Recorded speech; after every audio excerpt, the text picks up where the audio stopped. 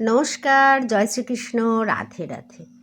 আমি তো মহাভারত প্রথম থেকেই বলছি, আপনারা জানেন, যারা শোনেন। আজকে তার পরেরটা বলবো, যতদূর বলেছি তারপরের থেকে আজকে বলবো।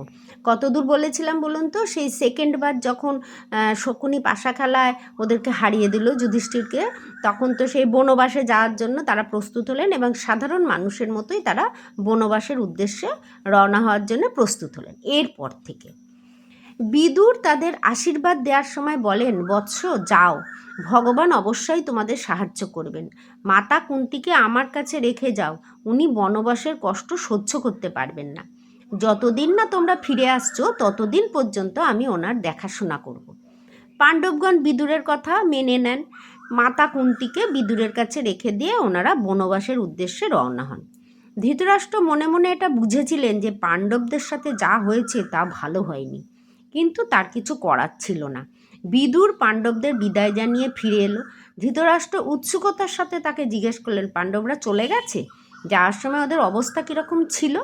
জবাবে বিদুর বললেন, মহারাজ, হস্তিনাপুর থেকে যাওয়ার সময় যুধিষ্ঠির মাথা নত করে রেখেছিল আর চোখের ওপর ছিল কাপড়ের আচ্ছাদন, কারণ তার মনে হয়েছিল যে সে খালি চোখে কোনো দিকে তাকালে সেই স্থানটা জ্বলে পুড়ে ছাই হয়ে যেতে পারে।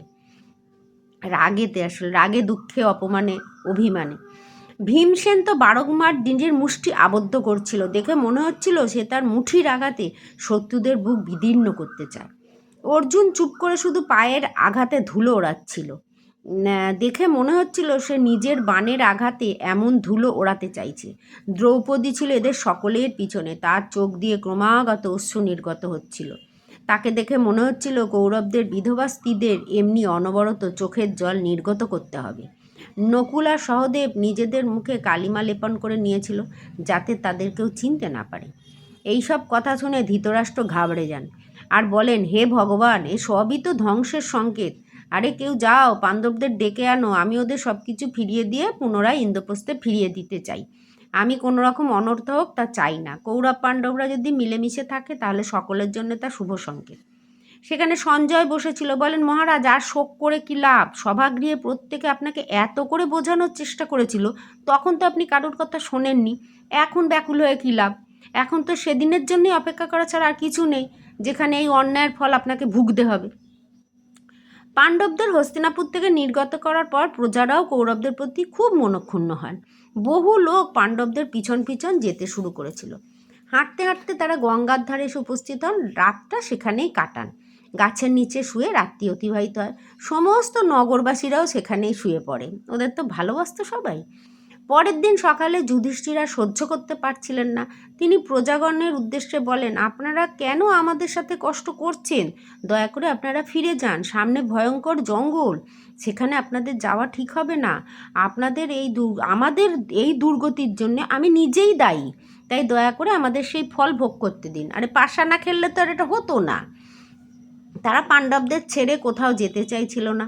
তা সত্ত্বেও কিছু লোক যুধিষ্ঠিরের কথা মতো ফিরে যায়, কিন্তু কিছু ব্রাহ্মণ সেখানেই পাশে দাঁড়িয়ে থাকেন। তারা কিছুতেই যেতে চাইছিলেন না।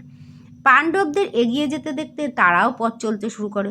যুধিষ্ঠির বলেন, হে ব্রাহ্মণগণ, আপনাদের স্নেহ লাভ করে আমি সত্যিই কৃতজ্ঞ, কিন্তু আমি চাই না যে আমাদের সাথে আপনারাও এরকম কষ্ট ভোগ করুন। জঙ্গলে থাকা শোয়ার খুব অসুবিধা, খাওয়া দাওয়ারও প্রচুর সমস্যা। আমার ভাইরাও এতে ভেঙে পড়ছে যে তারা আপনাদের শিকার করে বা ফলমূলের ব্যবস্থা করে দিতে পারবে না। তাই আপনাদের হস্তিনাপুরে ফিরে যাওয়াই শ্রেয়। যাই হোক, এসব বুঝিয়ে বাঝিয়ে আর কি ওরা বলতে লাগলো। ব্রাহ্মণগণ বলেন, ধর্মরাজ, আমাদের ফিরে যেতে বলবেন না। আমরা নিজেদের খাওয়া দাওয়ার ব্যবস্থা নিজেরাই করে নিতে পারবো। আপনাদের কোনো রকম সমস্যা হবে না, শুধুমাত্র আপনাদের সান্নিধ্য চাই। যুধিষ্ঠির আর কি বলেন? প্রজাদের কাছ থেকে অমন স্নেহ সহানুভূতি লাভ করে তিনি ধন্য হন। যুধিষ্ঠিরের অবস্থা দেখে তার সঙ্গে আসা লোকজনেরাও খুব ব্যথিত। সেখানে যিনি বুদ্ধিজীবী সৈনিকরা যুধিষ্ঠিরকে বলেন, রাজন, সুখ দুঃখ তো মানব জীবনের অঙ্গ। দিন থাকলেই রাত আসে।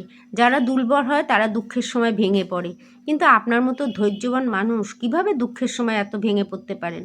যুধিষ্ঠির বলেন, আমি নিজের দুঃখের জন্য দুঃখিত নই। আমি একা থাকলে হাসি মুখে সব কষ্ট সহ্য করে নিতাম, কিন্তু আমার সবচেয়ে বড় দুঃখ হলো আমার সাথে আমার ভাই এবং ভাইদের এবং দ্রৌপদীকেও সেই দুঃখ ভোগ করতে হচ্ছে। ওদের এই দুঃখের জন্য তো আমিই দায়ী। যারা আমার সাথে জঙ্গলে চলে এসছেন, আমার তাদের জন্যও দুঃখ হচ্ছে। আমি তাদের জন্য কোনো রকম অতিথি সৎকার করতে পারছি না, মানে যারা ওই ব্রাহ্মণরা এসেছে আর কি, তাদের জন্য বলছে আমার খুব খারাপ লাগছে। পাণ্ডবদের সাথে তাদের কুলপুরোহিত ধৌম্যও এসেছিল। যুধিষ্ঠিরের মুখে অমন কথা শোনার পর তিনি তাকে পরামর্শ দিয়ে বলেন, রাজন, আপনি তো অকারণে চিন্তা করছেন। ভগবান সূর্যনারায়ণ থাকতে কেউ কখনো অভুক্ত থাকতে পারেন না।